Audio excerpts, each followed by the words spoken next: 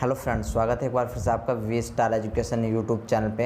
And ये lecture number 9 है post transcription modification का, जिसमें आज हम पढ़ेंगे आरएनए एडिटिंग के बारे में। हम डिटेल में देखेंगे कि आपका आरएनए एडिटिंग क्या होता है, कितने टाइप का होता है, क्यों रिक्वायरमेंट पड़ती है आरएनए एडिटिंग की। ठीक है, तो वो सारी चीज़ देखेंगे। अगर आपने इससे पहले 8 लेक्चर देखे हैं पोस्ट ट्रांसक्रिप्शन मॉडिफिकेशन के तो अच्छी बात है, नहीं देखें तो और भी अच्छी बात है, क्योंकि देख लेना। तो चलिए आइए एक रिकैप कर लेते हैं कि हमने अभी तक क्या क्या पढ़ा है। तो सबसे पहले हमने देखा था कि जो आपका पोस्ट ट्रांसक्रिप्शन मॉडिफिकेशन है वो आपका यूकैरियोटिक में परफॉर्मेंस होता है या फिर आपका प्रोकैरियोटिक्स में होता है।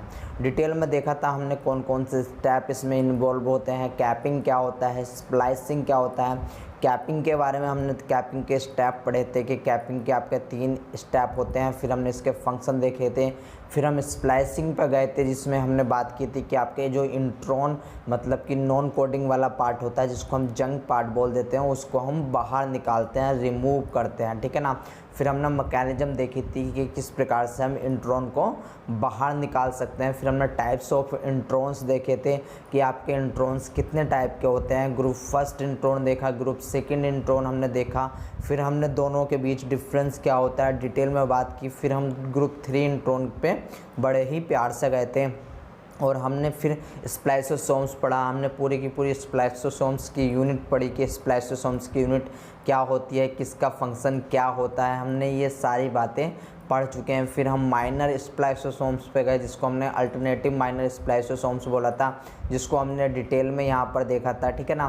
तो ये सब हम पिछले लेक्चर में देख चुके हैं। फिर हम ट्रांस स्प्लाइसिंग पे गए थे कि ट्रांस स्प्लाइसिंग आपका क्या होता है, ट्रांस स्प्लाइसिंग में आपके कौन कौन से पार्ट इन्वॉल्व होते हैं। तो ये सारी चीज़ें हम गाइस देख चुके हैं।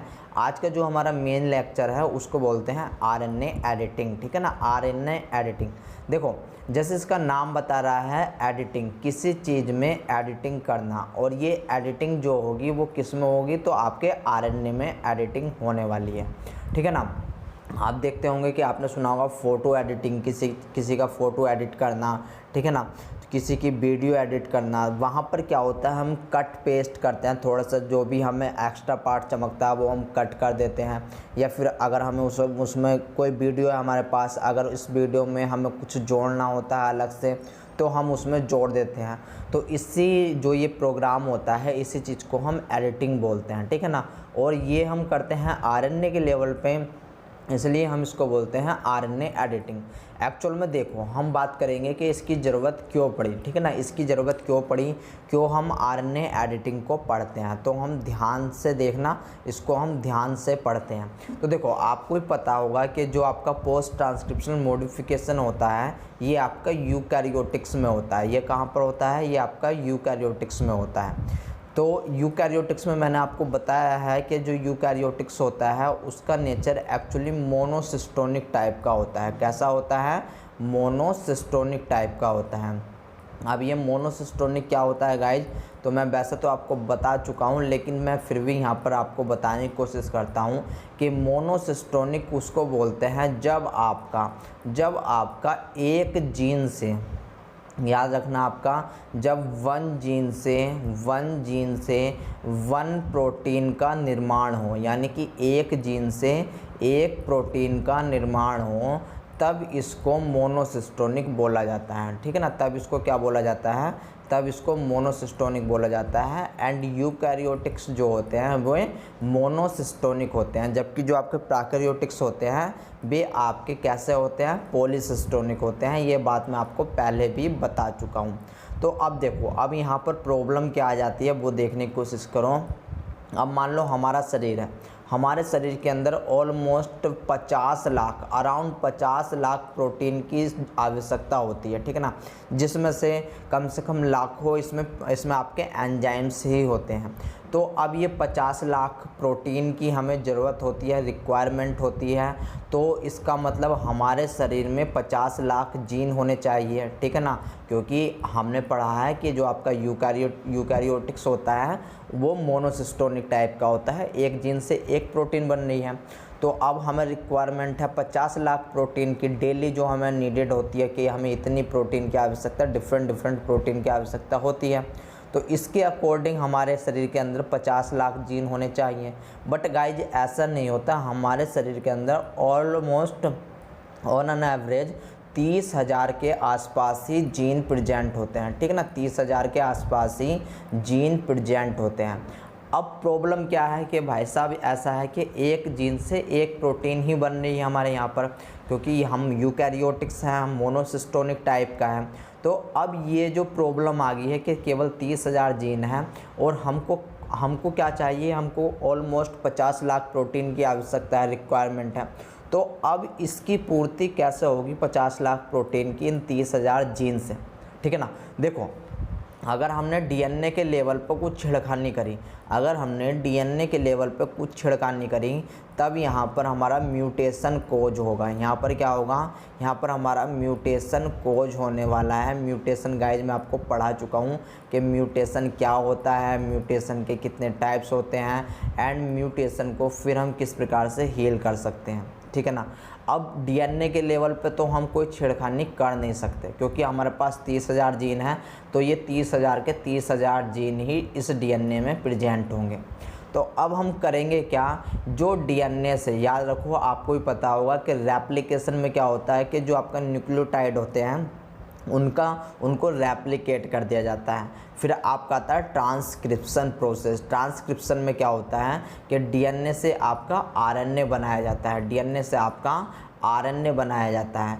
एंड फिर आता है आपका ट्रांसलेशन प्रोसेस। ट्रांसलेशन में क्या होता है, ट्रांसलेशन में आपका इस आरएनए से, ये जो आपका आरएनए बना है, इस आरएनए से प्रोटीन बनाई जाती है, ठीक है ना। इस आरएनए से क्या होगा, आपका प्रोटीन बनाई जाएगी। तो अब करना क्या है, अब आपको भी पता है गाइज हमारे पास कितने यहाँ पर ऑन एन एवरेज जीन है, 30,000, यानी कि इस डीएनए में हमारे पास 30,000 जीन है, ठीक है ना। 30,000 जीन है हमारे पास।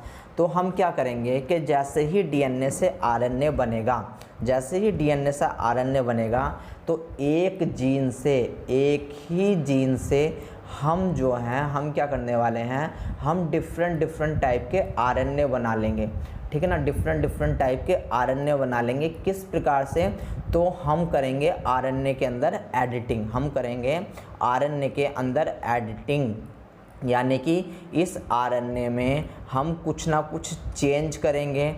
चेंज होने से क्या होगा कि जो आपका आरएनए पर कोड होगा, जो आपका आरएनए पर कोड होगा, जो न्यूक्लियोटाइड कोड होगा, वो आपका चेंज हो जाएगा, ठीक है ना। और जैसे ही आरएनए पर न्यूक्लियोटाइड आपका चेंज होता है, वैसे ही प्रोटीन में भी आपका चेंजेज हो जाएंगे। इसके एग्जाम्पल हम आगे देखेंगे, ठीक है ना। इसके एग्जाम्पल हम आगे देखने वाले हैं। देखो होता क्या है, आपको भी पता है कि मान लो ये कोई आपका डीएनए का टेम्पलेट है, ठीक है ना। ये कोई आपका डीएनए का टेम्पलेट है। अब ये जब डीएनए का टेम्पलेट है, तो यहाँ से आपका क्या बनेगा, यहाँ से आपका आरएनए बनेगा, ठीक है ना। यहाँ से आपका क्या बनेगा, आरएनए बनेगा। अब इस आरएनए पे एक कोई स्टार्टिंग कोडोन प्रेजेंट होता है, जिसको हम AUG बोल देते हैं, ठीक है ना। AUG आपका स्टार्टिंग कोडोन होता है। जबकि अगर मैं स्टॉप कोडोन की बात करूं, तो उसमें आपके UAA, UGA एंड UGG, ठीक है ना। UAA, UGA एंड UGG, ठीक है ना। तो ये आपके 3 स्टॉप कोडोन आ जाते हैं, जबकि एक आपका इनिशिएशन कोडोन ये आ जाता है, ठीक है ना। ये आपका इनिशिएशन कोडोन आ जाता है। अगर मैं यहीं पर बात करूं कि जहाँ से ये स्टार्ट होता है, जहाँ से ये स्टार्ट होता है एंड जहाँ पर ये ख़त्म होता है, जहाँ पर ये ख़त्म होता है आपका जो न्यूक्लियोटाइड स्टॉप कोडोन जहाँ पर आ जाता है, इतने रीजन को हम ओपन रीडिंग फ्रेम के नाम से जानते हैं। क्या बोलते हैं इसको, ओपन रीडिंग फ्रेम के नाम से जाना जाता है।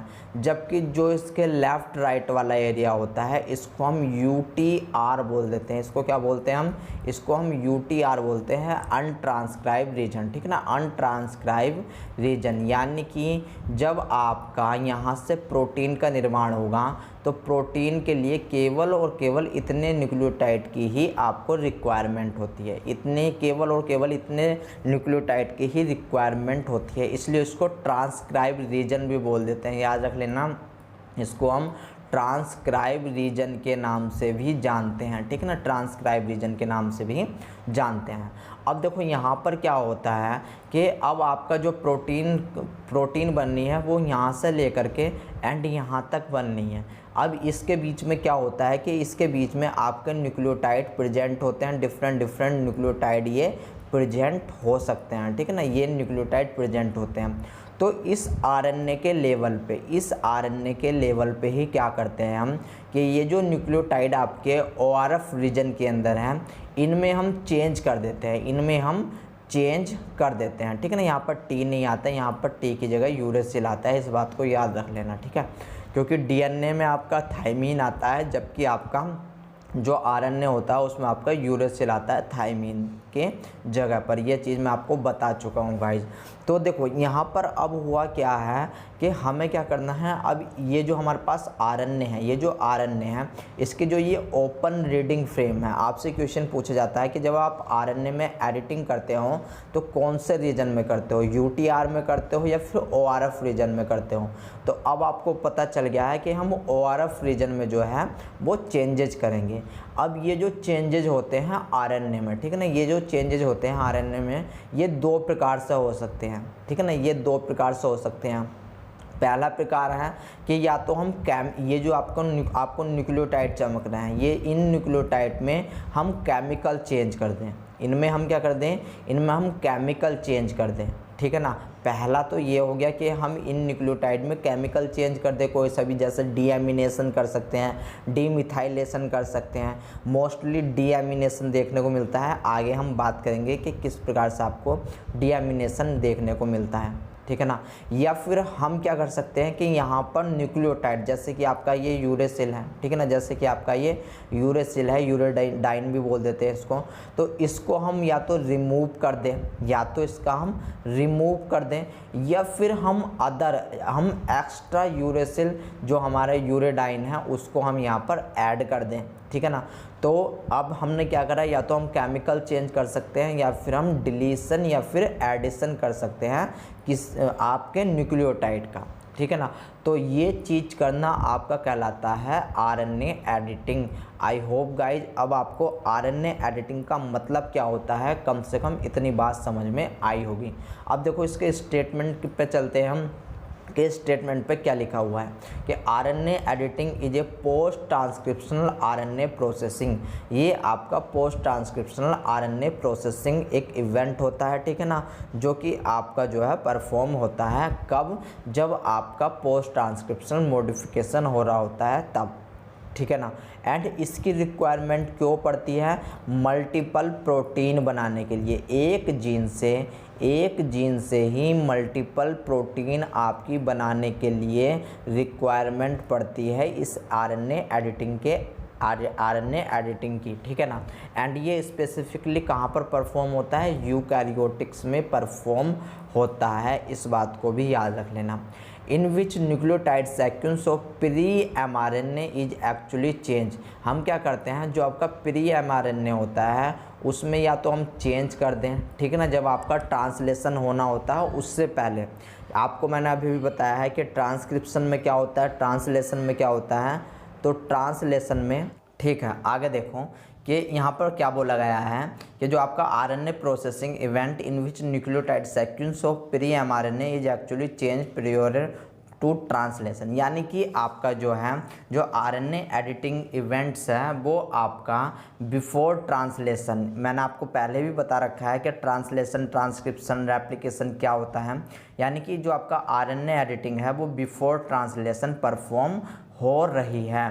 During editing individual bases are either inserted, deleted or changes. यानी कि जब आपका आरएनए एडिटिंग परफॉर्म होती है, जब आपकी आरएनए एडिटिंग परफॉर्म होती है तो यहाँ से या तो किसी भी न्यूक्लियोटाइड को इसमें हम क्या कर सकते हैं, इसमें हम चेंज कर सकते हैं, केमिकल चेंजेस कर सकते हैं, या फिर इसका डिलीशन कर सकते हैं, या फिर किसी अदर न्यूक्लियोटाइड को हम ऐड कर सकते हैं, ठीक है ना। तो इतनी बात आपको याद रखनी है। अब यहाँ पर क्या होता है कि स्पेसिफिक आपके न्यूक्लियोटाइड होते हैं जिनमें हम या तो चेंज कर सकते हैं या फिर जिसका हम एडिशन या फिर डिलीशन कर सकते हैं। वैसे ही किसी भी न्यूक्लियोटाइड का हम एडिशन, डिलीशन या फिर केमिकल चेंज नहीं कर सकते। उसके पीछे का जो रीज़न है वो गाइज मैं आपको आगे बताने वाला हूँ, एंड कौन से न्यूक्लियोटाइड होते हैं ये भी मैं आपको आगे बताने वाला हूँ। देखो अब क्या होता है कि as a result nucleotide sequence of the mature RNA differ from which the RNA was transcribe. मतलब कि इस लाइन का क्या मतलब है कि जो आपका स्टार्टिंग में मान लो ये कोई डीएनए था, अब इस डीएनए से ये जो आपका आरएनए था, पहले आपका आरएनए ये वाला बन रहा था, लेकिन जैसे ही इसमें पोस्ट ट्रांसक्रिप्शनल मॉडिफिकेशन में आरएनए एडिटिंग परफॉर्म होगी तो अब आपको कुछ इस प्रकार का जो है आरएनए देखने को मिलेगा।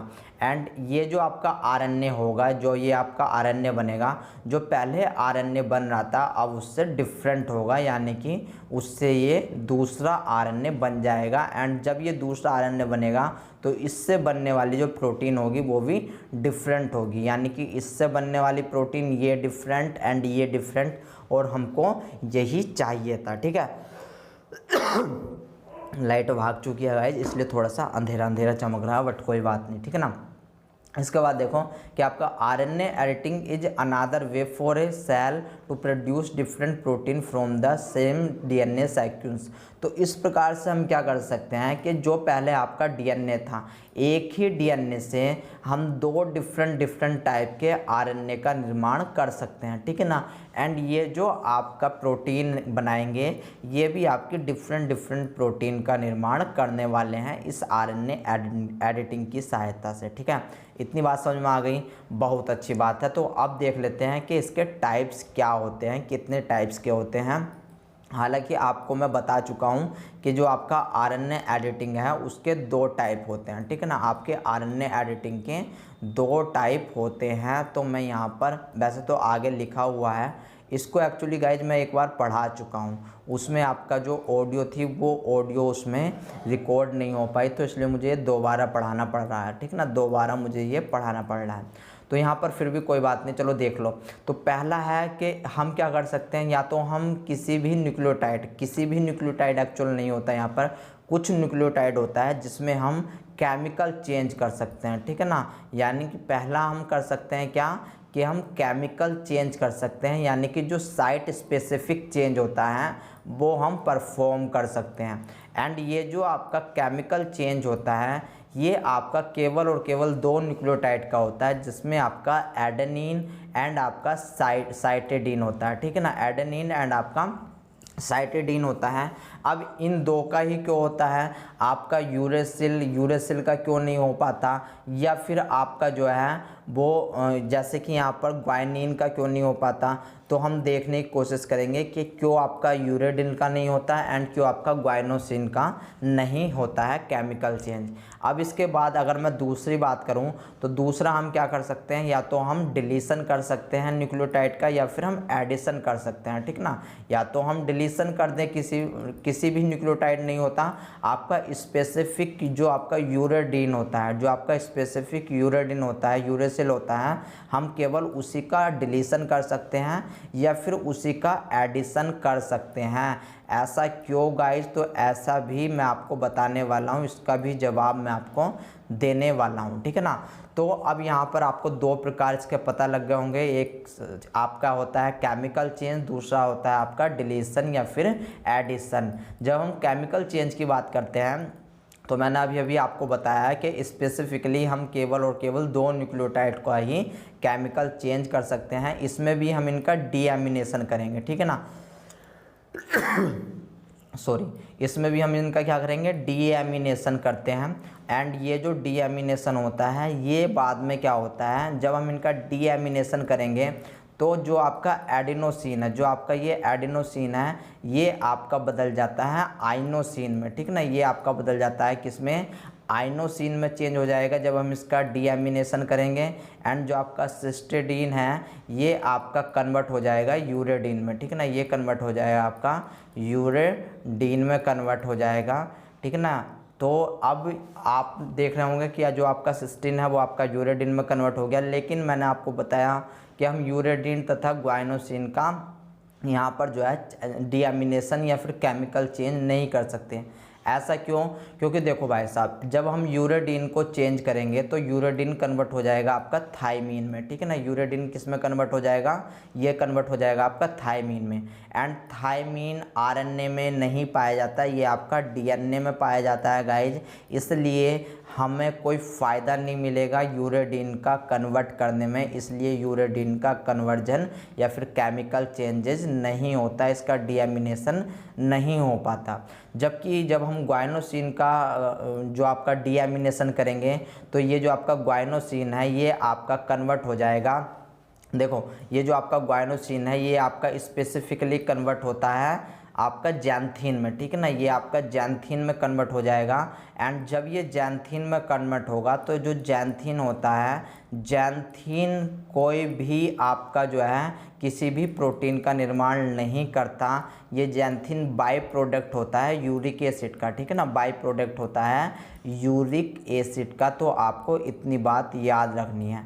अब आप कहोगे कि सर ये दोनों बात हमारे समझ में आ गई कि हम यूरेडिन तथा ग्वाइनोसिन का यहाँ पर हम जो है डीएमिनेशन नहीं कर सकते, यानी कि केमिकल चेंजेस नहीं कर सकते। बट सर हमें एक बात बताओ कि यहाँ पर जो सिस्टरडीन है वो यूरेडिन में चेंज हो रहा है, यूरेडिन आरएनए में प्रेजेंट होता है, समझ में बात आती है।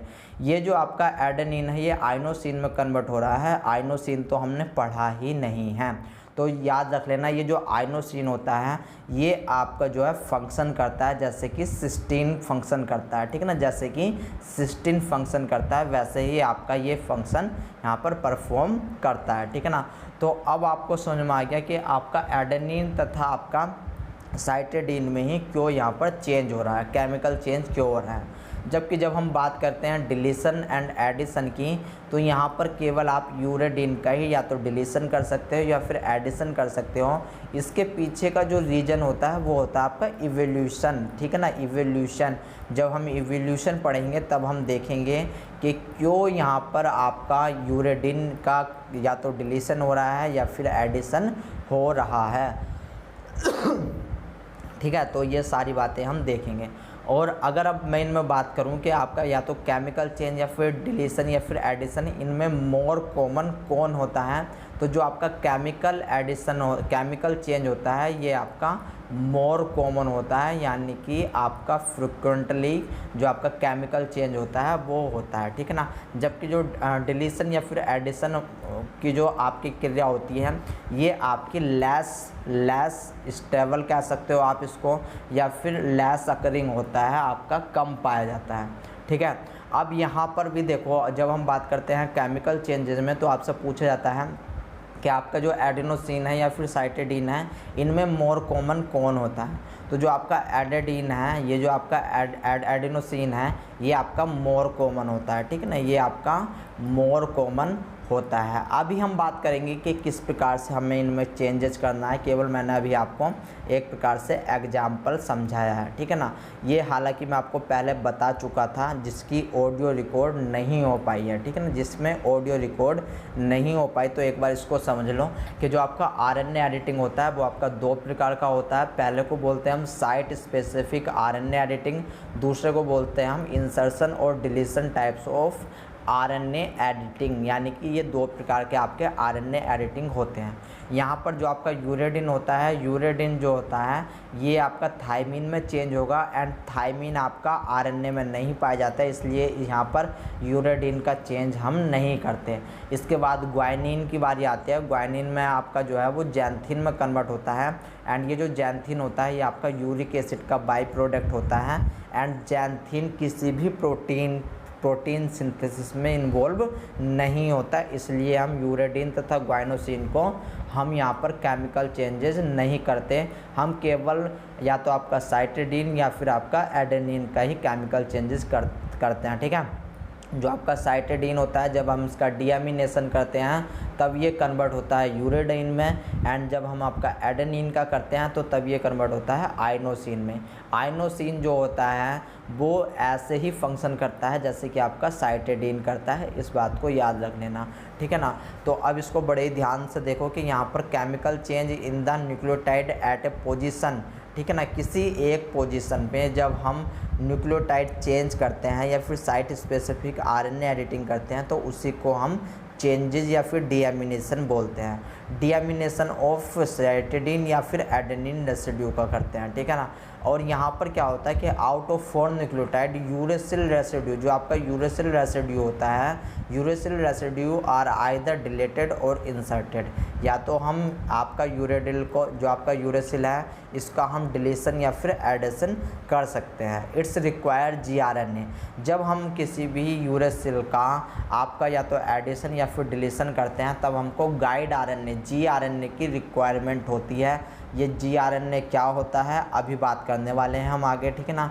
और अगर मैं बात करूं site specific RNA editing and inserted और डिलीशन आरएनए एडिटिंग में कि यहाँ पर मोर कॉमन कौन है, तो यहाँ पर जो आपका साइट स्पेसिफिक होता है ये आपका मोर कॉमन होता है, ठीक है ना। जबकि जो इंसर्शन और डिलीशन होता है ये आपका रेयर प्रोसेस होता है, स्पेसिफिकली ट्रिप्नोसोमोनास में ये पाया जाता है, ठीक है ना। तो अब आपको इतनी बात समझ में आ गई है।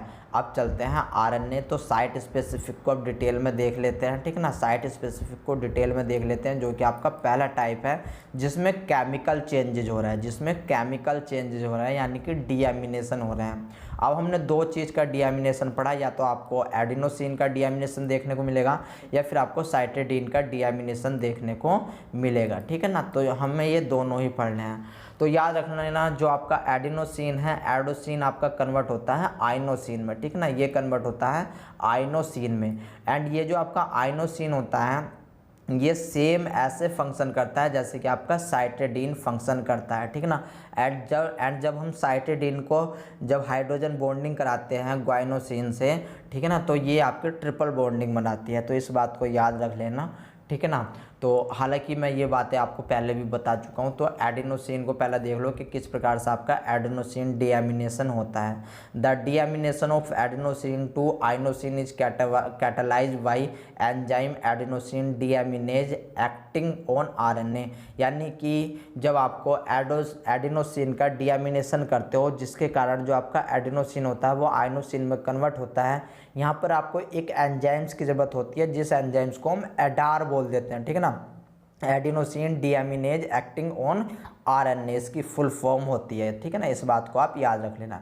इसके बाद it is common form of mRNA editing in higher eukaryotes. जब हम कंपेयर करते हैं साइटिडीन एंड एडिनोसिन की तब हम देखते हैं कि जो आपकी मोर कॉमन फॉर्म होती है वो आपका एडिनोसिन डीएमिनेशन होती है, ठीक है ना। इसलिए यहाँ पर लिखा गया है कि it is common form it is common form of mRNA editing in higher eukaryotes. For example, an ion channel आपने कई बार पढ़े होंगे कि ion channel expression mammalian brain its target of this types of editing।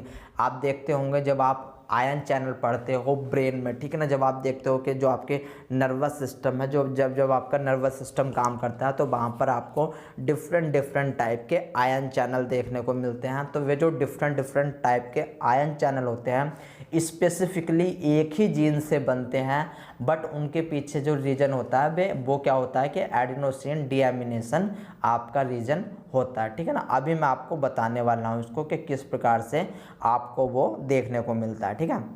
इसके बाद देखो cytidine को यहाँ पर देखने की कोशिश करोगे। जो आपका साइटिडीन होता है यहाँ पर साइटिडीन का भी डीएमिनेशन होता है। The deamination of cytidine to uridine, ठीक है ना। साइटिडीन आपका यूरेडिन में कन्वर्ट होता है। Is the most widespread form of mRNA editing in eukaryotic specifically in mammals, ठीक है ना। मैमल्स में आपको जो है देखने को मिल जाएगी। गाइस इसका एक एग्जाम्पल है जो कि आपसे पूछा जा चुका है CSIR नेट में, ठीक है ना। CSIR नेट में भी पूछा जा चुका है, गेट में भी ये पूछा जा चुका है। तो स्पेसिफिक एंजाइम्स स्पेसिफिक आपका ये साइटिडीन जो होता है एग्जाम्पल होता है, इसको ज़रा ध्यान से देखने की कोशिश करो कि catalyse by cytidine deaminase enzymes for example editing, जो आपका editing in apolipoprotein B mRNA in human, ठीक है ना। तो यहाँ पर इसका मतलब क्या है वो समझने की कोशिश करो कि जो आपका साइटिडीन डीएमिनेशन है ये आपको एक प्रोटीन होती है जिसको बोलते हैं एपोलिपोप्रोटीन बी, एपोलिपोप्रोटीन बी बोला जाता है, वहाँ पर देखने को मिलता है। एक्चुअल में होता क्या है वो देखने की कोशिश करो। ये जो एपोलिपोप्रोटीन बी होती है ये एक्चुअल में क्या काम करती है, ये लिपिड को ब्लड में एक जगह से दूसरी जगह आपका जो है ट्रांसफ़र करने का काम करती है। अब देखो थोड़ा सा यहाँ पर समझने की कोशिश करो कि जो आपका ब्लड होता है, ब्लड का जो नेचर होता है वो कैसा होता है, ब्लड आपका पोलर नेचर का होता है, ठीक है ना। ब्लड कैसा होता है, पोलर नेचर का होता है, जबकि जो आपका लिपिड होता है, लिपिड आपका नॉन पोलर नेचर का होता है। लिपिड कैसा होता है आपका, नॉन पोलर नेचर का होता है। तो ये जो आपका नॉन पोलर है ये कभी भी पोलर के अंदर मिक्स नहीं हो सकता, क्योंकि आपने भी एक डायलॉग सुना होगा कि लाइक डिजोल्व्स लाइक्स, यानी कि पोलर में पोलर आपका मिक्स हो सकता है एंड आपका जो नॉन पोलर है उसमें आपका नॉन पोलर मिक्स हो सकता है, ठीक है ना। अब प्रॉब्लम क्या आ जाती है कि ये जो लिपिड बना है, ये जो आपका लिपिड बनते हैं इसमें आपके HDL LDL भी होते हैं, BLDL भी होते हैं, TG भी होते हैं, कोलेस्ट्रॉल भी होते हैं, ठीक है ना। यानी कि अब आपको याद रखना है कि जो आपका अगर इनकी फुल फॉर्म बताऊं आपको कि high density lipid and low density lipid, BLDL very low density lipid, इसके साथ साथ आपका TG यानी कि आपका ट्राइग्लिसराइड, इसके साथ साथ आपका कोलेस्ट्रॉल, ये भी प्रेजेंट होते हैं, ठीक है ना। एक्चुअल में ये यहाँ पर इसलिए लिखे हुए हैं क्योंकि ये बात मैं आपको पढ़ा चुका हूँ पहले ही, उसकी ऑडियो रिकॉर्ड नहीं हुई थी, तो ज़्यादा वरी करने की ज़रूरत नहीं है। यहाँ पर मैं आपको और भी ज़्यादा डिटेल में बता रहा हूँ, ठीक है ना। तो यहाँ पर क्या होता है देखो, अब ये हमें इस लिपिड को जो है शरीर के अलग अलग कोने में पहुंचाना है, ठीक है ना, अलग अलग पार्ट में पहुंचाना है। तो ये जो लिपिड है, अब लिपिड को एक ऐसे कैरियर की आवश्यकता होगी जो इस ब्लड में आसानी से घुल सके जी, ठीक है ना, जो इस ब्लड में आसानी से घुल सकें। तब इसको एक कैरियर प्रोवाइड कराया जाता है जिसको बोलते हैं हम एपोलिपोप्रोटीन बी। एपोलिपोप्रोटीन बी एक्चुअल में ये दो शब्दों से मिलकर के बना हुआ है, एक तो एपोलिपो, दूसरा प्रोटीन, ठीक है ना। यहाँ पर क्या होता है अब कि मान लो आपका जो है एक यहाँ पर घर टाइप का बनाया जाता है, एक आपकी वैन टाइप की बनाई जाती है जो कि प्रोटीन से मिलकर के बनी हुई होती है। ये आपका प्रोटीन की कवरिंग होती है, इसके अंदर आपका लिपिड भर दिया जाता है, ये आपका लिपिड भर दिया जाता है। एंड अब ये जो आपका लिपिड भरा हुआ है, ये जो आपका बना हुआ है, ये एक प्रकार से डायग्रामेटिक, अब इसको बोलते हैं अपोलिपोप्रोटीन बी, ठीक है ना, अपोलिपोप्रोटीन बी। एंड ये ही आपका कहलाता है आगे चल के on the basis of density HDL LDL BLDL, ठीक है ना, TG कोलेस्ट्रॉल, अब इसको ही बोला जाता है ऑन द बेसिस ऑफ इसकी कैपेसिटी कितनी है, ठीक है ना। तो यहाँ पर अब आपको एपोलिपोप्रोटीन बी का फंक्शन पता चल गया होगा कि ये लिपिड को एक जगह से दूसरी जगह कैरी करता है थ्रू ब्लड, ठीक है ना, थ्रू ब्लड, ठीक है ना। अब क्या होता है कि ये जो आपके प्रोटीन है जिससे आपके अपोलिपोप्रोटीन बी बन रही है, अब ये जो प्रोटीन है इसके कई सारे टाइप्स होते हैं, ठीक है ना। अब इसके कई सारे टाइप्स होते हैं, जैसे कि आपको देखने को मिलेगा कि एक टाइप है आपका एपोलिपोप्रोटीन, यहाँ पर देखने की कोशिश करो, एक टाइप है आपका एपोलिपोप्रोटीन B100, एपोलिपोप्रोटीन B100 जो कि आपका स्पेसिफिकली लीवर में प्रेजेंट होता है। कहाँ पर प्रेजेंट होता है, लीवर में प्रेजेंट होता है। दूसरा इसका टाइप होता है एपोलिपोप्रोटीन B48, एपोलिपोप्रोटीन B48 जो कि आपका इंटेस्टाइन यानी कि आंत में प्रेजेंट होता है। अब देखो यहाँ पर दो डिफरेंट प्रोटीन है जो कि दो डिफरेंट जो है लोकेशन पर पाई जा रही है, लेकिन ये जो दो प्रोटीन हैं अलग अलग, ये एक ही जीन से बन रही है, ठीक है ना, ये एक ही जीन से आपकी बन रही है और ये जो है ये आपकी RNA एडिटिंग के थ्रू बनती है। ये किसके थ्रू बनती है, RNA एडिटिंग के थ्रू ये आपकी बनती है। तो आपको इतनी बात पता होनी चाहिए। तो देखो अब हम इसको देखने की कोशिश करेंगे कि किस प्रकार से ये आपकी बन रही है या फिर आपका यहाँ पर बन रहा है। तो यहाँ पर क्या है कि मैं इसको आपको अपनी तरफ से ही समझाने की कोशिश करता हूँ, ठीक है ना। इसको बड़े ही ध्यानपूर्वक देखना कि स्टार्टिंग में क्या था। आपको पता है कि जो आपकी अपो, ठीक है ना, यहाँ पर मैं लिख रहा हूँ तो ध्यान देना, जो अपोलिपोप्रोटीन B100, ठीक है ना, अपोलिपोप्रोटीन B100 है वो आपकी लीवर में बन रही है। वो कहाँ पर बन रही है? आपकी लीवर में बन रही है। जबकि जो अपोलिपोप्रोटीन B48 है, जो 48 है, 48 आपकी इंटेस्टाइन में बन रही है। कहाँ पर बन रही है? आपकी इंटेस्टाइन में बन रही है, ठीक है ना, इंटेस्टाइन में बन रही है। अब इसको देखो कि किस प्रकार से एक ही जीन से, यानी कि ये दोनों प्रोटीन कैसे बन रही है? आपकी एक ही जीन से आपकी दो प्रोटीन बन रही है। तो वो कैसे बन रही है वो देखने की कोशिश करो। तो यहाँ पर क्या था कि कोई भी आपका डीएनए है, ठीक है ना, डीएनए है। अब इस डीएनए से आपका आरएनए बनेगा, ठीक है ना, इस डीएनए से आपका ये आरएनए बना। ये जो आपका आरएनए बना, इसमें जो न्यूक्लियोटाइड है, इसमें जो न्यूक्लियोटाइड है उनकी संख्या 45-63 है, ठीक है ना, 45-63 है जो न्यूक्लियोटाइड की संख्या है, ठीक है ना। ये मैं आपको इतने इक्वल, ठीक है ना, इसके आसपास है 45-63 न्यूक्लियोटाइड के, ठीक है। तो स्टार्टिंग में क्या हो रहा है कि ये जैसे ही आपका आरएनए बना, ये आपका डीएनए था, ठीक है ना, ये क्या था? ये आपका डीएनए था एंड ये आपका आरएनए था, ठीक है ना, ये आपका क्या था? ये आपका आरएनए था। अब इस आरएनए में विदाउट एनी चेंज एक प्रोटीन का निर्माण हो गया, ठीक है ना, यहाँ पर एक प्रोटीन का निर्माण हो गया, ठीक है ना। तो यहाँ पर ये बन गई आपकी प्रोटीन। अब ये जो प्रोटीन बनी, इसको हमने नाम दिया आपका अपोलिपो, ठीक है ना, अपोलिपो B100 नाम दिया, जो कि आपकी कहाँ पर बन रही है? लीवर के अंदर बन रही है, ठीक है ना, लीवर के अंदर बन रही है। अब इसके बाद क्या था कि आपका जो है हमने दूसरे नंबर पे क्या काम किया, ठीक है ना, हमने क्या, आपकी जो बॉडी मैकेनिज्म है उसने काम किया कि यहाँ पर जो आपकी ये जो आपकी आरएनए था, आरएनए पे आपको पता है कितने न्यूक्लियोटाइड हैं? 45-63 न्यूक्लियोटाइड प्रेजेंट है, ठीक है ना। अब यहाँ पर स्पेसिफिकली 23-53, ठीक है ना, 23-53 आई थिंक यही काउंटिंग होना चाहिए, यही नंबर होना चाहिए, या फिर पीछे लिखा हुआ हम देख लेंगे, कोई बात नहीं। यहाँ पर एक आपका स्पेसिफिक न्यूक्लियोटाइड पाया जा रहा है जिसको हम बोलते हैं CAA, ठीक है ना, CAA ये आपका न्यूक्लियोटाइड पाया जा रहा है। तो यहाँ पर क्या होगा? यहाँ पर अब देखो स्पेसिफिक आपका जो है वो चेंजेज होने वाला है। चेंजेज क्या होगा कि ये जो साइटेडीन है, अब इसका डीएमिनेशन होगा। जब इसका डीएमिनेशन होगा तो ये कन्वर्ट हो जाएगा यूरेडाइन में, एंड ये जो इसके आगे के, याद रखो, ये जो इसके आगे के न्यूक्लियोटाइड हैं ये आपके एजिट लगे हुए हैं, अब ये बन जाएगा UAA, एंड ये गाइज UAA जो है ये आपकी स्टॉप प्रोटीन है, ठीक है ना, स्टॉप न्यूक्लियोटाइड है, स्टॉप कोडोन भी बोलते हैं इसको, ठीक है ना, स्टॉप कोडोन है। यानी कि जब अब आपके क्या होगा कि अब आपकी जो प्रोटीन बनेगी वो केवल और केवल इतनी ही प्रोटीन, यानी कि यहाँ से लेकर के एंड यहाँ तक ही बनने वाली है, ठीक है ना, यहाँ से लेकर के यहाँ तक ही आपकी प्रोटीन बनने वाली है। तो अब इसको कहेंगे हम अपो, ठीक है ना, इसको क्या बोलेंगे? इसको बोलेंगे अपो B48,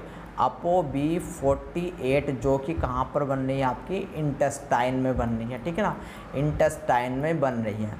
तो यहाँ पर देखो आपका डीएनए क्या था? डीएनए आपका एक ही था, ठीक है ना, डीएनए आपका एक ही था, लेकिन यहाँ पर अब आपको दो प्रोटीन देखने को मिल रही है। एक आपके लीवर में बन रही है, एक आपके इंटेस्टाइन में बन रही है। इंटेस्टाइन में क्या हुआ कि आपका जो है जो साइटेडीन था उसका डीएमिनेशन हुआ, वो चेंज हो गया आपका यूरेसिल में। वो चेंज क्या में हो गया? आपका यूरेसिल में चेंज हो गया, जिसके कारण आपको इतनी केवल और केवल इतनी ही प्रोटीन मिल पा रही है, ठीक है ना। तो आई होप आपकी समझ में अब आया होगा। तो अब इसको पढ़ के देख लो। यहाँ पर जो भी हमारी 2153 था वो आपका 2353 नहीं था, 2153 था। यानी कि जो ये आपका साइटेडीन है, जो आपका साइटेडीन है ये आपका 2153 पर जो है लोकेटेड है, ठीक है ना। कहाँ पर लोकेटेड है? 2153 न्यूक्लियोटाइड पर लोकेटेड है। इस बात को याद रख लेना। कभी कभी पूछा जाता है आपसे, तो अगर आप ये याद एक्चुअल डाटा होगा तो और भी अच्छी बात है, ठीक है ना।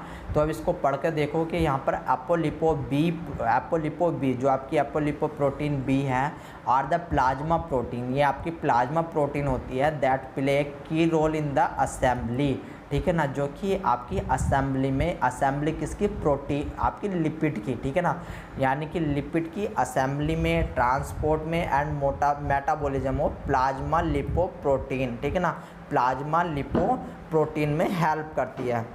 There are 2 form of apo B protein, इसकी 2 फॉर्म होती है which circulate in the plasma, जो कि आपकी प्लाज्मा में सर्कुलेट होती है।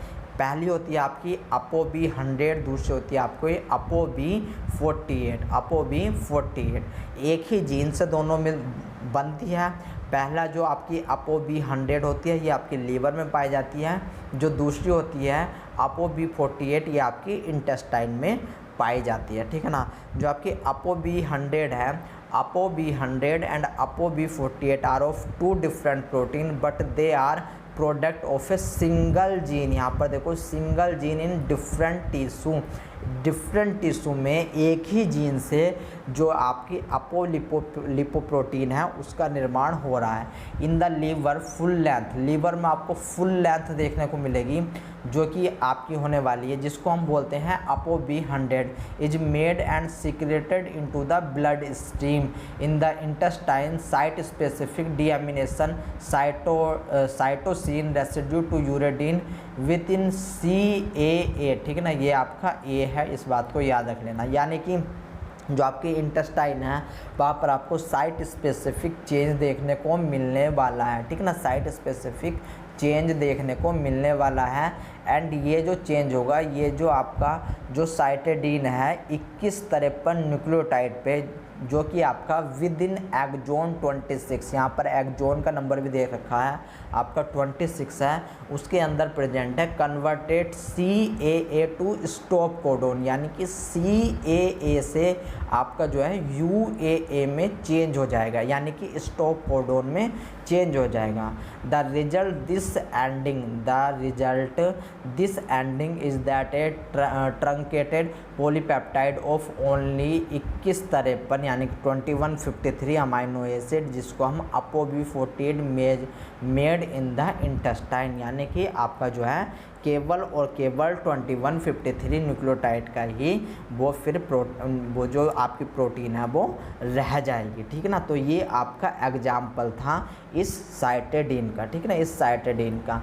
अब यहाँ पर देखो कि inosine act as a guanosine, जो आपका आइनोसिन होता है वो आपका ग्वाइनोसिन की तरह काम करता है and can base pair with the cytidine and thus this change can rapidly alter the sequence of the protein encoded by the mRNA। जो आपका आइनोसिन होता है वो ग्वाइनोसिन की तरह काम करता है, यानी कि जो आपका आइनोसिन है ये आपका ग्वाइनोसिन की तरह काम करता है। मैंने शायद पहले आपको ये साइटेडीन की तरह बता दिया था, लेकिन गाइज इसको सही कर लेना, जो आपका आइनोसिन है वो आपका ग्वाइनोसिन की तरह काम करता है, ठीक है ना।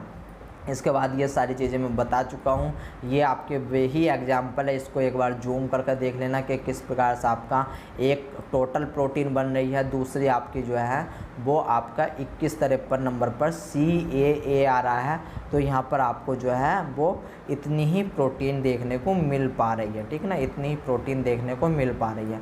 अब दूसरे नंबर पे बारी आती है insertion deletion types of editing की, यानी कि जिसमें हम या तो यूरेडिन, ठीक है ना, याद रख लेना, यूरेडिन का डिलीशन कर सकते हैं या फिर आपका एडिशन कर सकते हैं, केवल और केवल यूरेडिन का, ठीक है ना। तो इसके पीछे का जो रीज़न होता है वो इन्वायरमेंटल होता है, ठीक है ना। यानी कि हम जब हम इन इवोल्यूशन पढ़ेंगे तब इवोल्यूशन में देखेंगे कि किस प्रकार से यूरेडिन का ही हम क्यों कन्वर्जन क्यों करते हैं, ठीक है ना।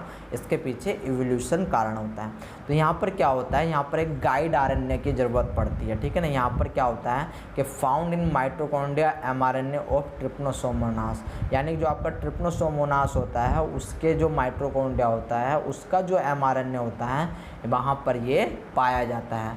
And directed by guide RNA, और ये जो है गाइड आरएनए से डायरेक्टेड होता है, यानी कि गाइड आरएनए के हेल्प से ही आपका जो यूरेडिन है उसका एडिशन या फिर डिलीशन हो सकता है। And it is a very rare process, यानी कि ये बहुत ही ज़्यादा रेयर होता है, इस बात को याद आपको रखना है। देखो, आप कुछ गाइड आरएनए के बारे में आपको पता होना चाहिए। ये जो गाइड आरएनए होता है ये आपका एक स्पेसिफिक एंड डिफरेंट जीन से आकर आएगा, ठीक है ना।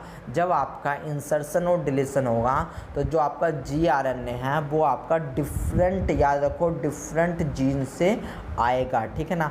And g RNA are 40 to 80 nucleotide long that specify the edited sections, यानी कि ये जो गाइड आरएनए होता है ये आपका 40 to 80 न्यूक्लियोटाइड का होता है। एंड ये पहले से ही एडिटेड सेक्शंस होता है, यानी कि ये आपका जो है परफेक्ट एक कॉम्बिनेशन में आपका बना हुआ होता है पहले से ही। Encoded by a distinct gene, यानी कि एक डिस्टिंक्ट जीन से ये आपका जो है वो आपका ट्रांसक्राइब होकर के आता है। Multiple g RNA are required to edit each pre mRNA transcript, यानी कि आपको जो है एक आपको जो है एडिशन, यानी कि यूरेडिन के एडिशन में मल्टीपल जी आरएनए की ज़रूरत पड़ सकती है। And a single g RNA can be responsible for inserting several uridine at different sites, यानी केवल एक गाइड आरएनए ही आपका जो है वो सेवरल यूरेडाइन को आपका जो है इंसर्टेड भी कर सकता है। तो आपको इतनी बात समझनी है। तो आई होप अब आपको इंसर्शन ऑफ यूरेडिन का मतलब समझ में आया होगा। गाइड आरएनए हेल्प करता है, गाइड आरएनए क्या होता है ये भी आपको समझ में आया होगा। मतलब कि क्या होना है यहाँ पर वो देखने की कोशिश करो। मान लो ये आपका कोई भी आरएनए है, आरएनए में ये आपकी स्टार्टिंग साइट है AUG, एंड ये आपकी जो है वो आपकी स्टॉप साइड है। अब यहाँ पर क्या होने वाला है कि या तो बीच में, अब ये जो आपको ORF रीजन है यानी कि ओपन रीडिंग फ्रेम है, जिसको हम ट्रांसलेशन रीजन या फिर कोडिंग रीजन के नाम से भी जानते हैं। अब यहाँ पर क्या होगा, या तो यूरेडिन आ जाए बाहर से, ठीक है ना, या तो एक यूरेडिन भी आ सकता है, 2 भी आ सकते हैं, 3 भी आ सकते हैं, ठीक है ना। तो आपके आ सकते हैं जितने की रिक्वायरमेंट होती है, या फिर जो पहले से यूरेडिन यहाँ पर प्रेजेंट थे उनका डिलीशन हो जाए। एंड इस एडिशन और डिलीशन में जो गाइड आरएनए होता है वही आपकी जो है हेल्प करने वाला है। अब यहाँ पर थोड़ा सा इसको जो है आप जो है जूम कर लेना, ठीक है ना, प्रोसेस को जूम कर लेना तो आपकी समझ में बेटर वे में आने वाला है। अब यहाँ पर क्या होता है कि आपको एक गाइड आरएनए की ज़रूरत पड़ती है, ठीक है ना, गाइड आरएनए की ज़रूरत पड़ती है। एंड आपको 3 एंजाइम्स की ज़रूरत यहाँ पर पड़ने वाली है, यानी कि एक गाइड आरएनए एंड 3 एंजाइम्स, तीनों एंजाइम्स इम्पोर्टेंट है तो याद रख लेना। तो स्टार्टिंग में देखो भाई साहब हुआ कि आपका कोई भी एक mRNA था, ठीक है ना, एक mRNA था। अब इसमें हमें क्या करना है, इसमें हमें यूरेडाइन का एडिशन करना है, यूरेडाइन की एडिशन करनी है।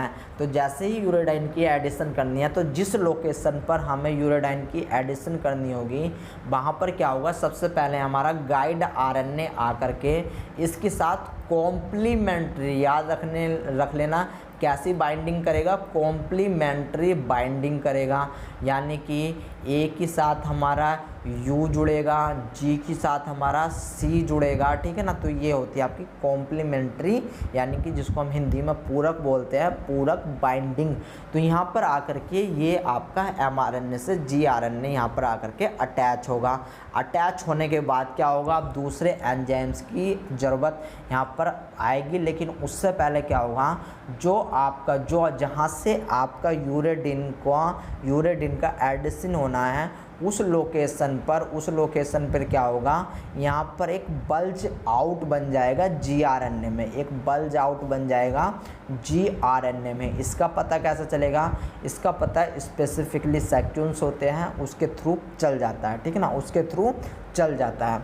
अब यहाँ पर क्या हुआ, जैसे ही यहाँ पर देखो ये बल्ज आउट आप देख रहे हो, ये जैसे ही यहाँ पर बल्ज आउट मिलेगा, यहाँ पर अब आपका एक एंजाइम्स आएगा जिसको बोलते हैं एंडोन्यूक्लियेज, जिसको क्या बोलेंगे, एंडोन्यूक्लियेज बोला जाएगा।